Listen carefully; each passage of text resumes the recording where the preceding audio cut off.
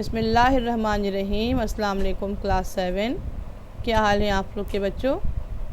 جی تو پچھلی کلاس میں میں نے آپ کو نظم حمد کے جو ہے وہ الفاظ معنے اور مشقی کام کروایا تھا، اور چونکہ کاپیز نہیں آنے کی وجہ سے میں نے آپ سے کہا تھا کہ تحریری کام انشاءاللہ ہم اگلے لیکچر میں کریں گے۔ تو اب تحریری کام کا آغاز ہم آج کر لیتے ہیں۔ آپ نے کاپیز خرید لی ہیں تو پہلے پیج پر آپ میں خط اول کا نصاب درج کریں گے، اور پھر نظم حمد کا ٹائٹل پیج بنائیں گے، ہم خوش خط تحریر کریں گے، اور اس کے بعد آپ نے الفاظ معنے اور شاعر کا تعارف کرنے کے بعد آج ہم اشعار کی تشریحات کریں گے۔ اس سلسلے میں آپ شعر کاپی ڈاؤن کریے۔ تیسرا شعر نظم حمد کا تیسرا شعر ہے، وہ میں نے منتخب کیا ہے اور اس شعر کی ہم تشریح کریں گے۔ شعر میں آپ کے سامنے پڑھ رہی ہوں، آپ اس کو کاپی ڈاؤن کر لیجئے۔ تماشا اس کی قدرت کا ہے برو بحر میں ہر دم، ادھر موجیں ہوا کی ہیں ادھر پانی کا دھارا ہے۔ ٹھیک ہے، اب حوالے کی ہیڈنگ دیجئے اور حوالہ لکھیے۔ مندرجہ بالا شعر نظم حمد سے لیا گیا ہے اور اس کے شاعر اکبر الہ آبادی ہیں۔ اب تشریح کی ہیڈنگ دیجئے۔ مندرجہ بالا شعر میں شاعر اللہ کی تعریف و توصیف بیان کرتے ہوئے کہتے ہیں کہ اس دنیا کی ساری رونق اللہ تعالیٰ کے دم سے ہے۔ اللہ کی قدرت کا جلوہ بر اور بحر دونوں میں جلوہ گر ہے۔ ہر لمحہ ہر گھڑی ہم اپنی آنکھوں سے اس کا مشاہدہ کرتے ہیں۔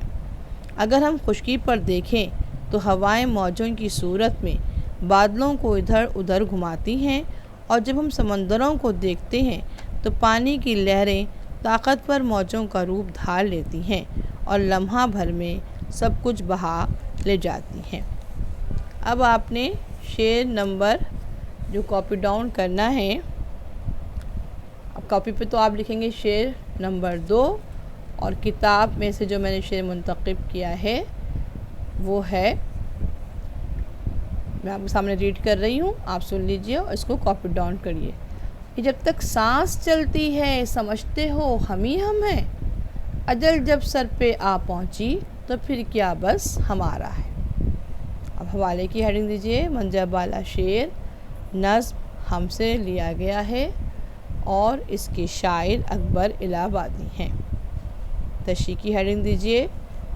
مندرجہ بالا شعر میں شاعر غرور تکبر کرنے والے انسانوں پر طنز کرتے ہوئے کہتے ہیں کہ انسان دولت اور اقتدار کے نشے میں اتنا ڈوب جاتا ہے کہ وہ اپنی فانی حقیقت اور اپنی موت کو بھول جاتا ہے، اور جب تک اس کی سانسیں چلتی رہتی ہیں وہ سمجھتا ہے کہ بس وہی سب کچھ ہے، ہر چیز پر اکڑتا ہے اور اتراتا ہے۔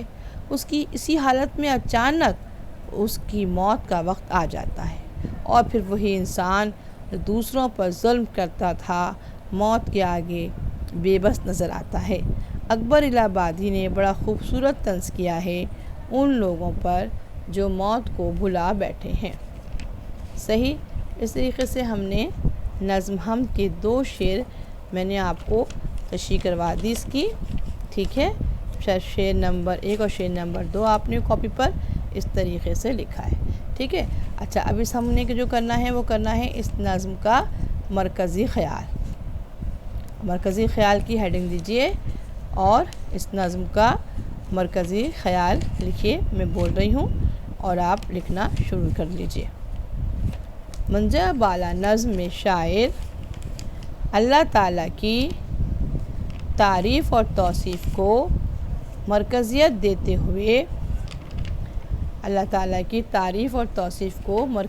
دیتے ہوئے کہتے ہیں کہ اللہ تعالیٰ ہی زمین اور آسمان کا خالق اور مالک ہے، وہی ماہر خلاق ہے، اور سمندر، خشکی، دریا سب کچھ اسی نے ہی تخلیق کیا ہے۔ اسی کے حکم سے پھل، پودے، غلے سب اگتے ہیں، اور اسی نے ہی زمین پر بادلوں سے پانی کو اتارا ہے۔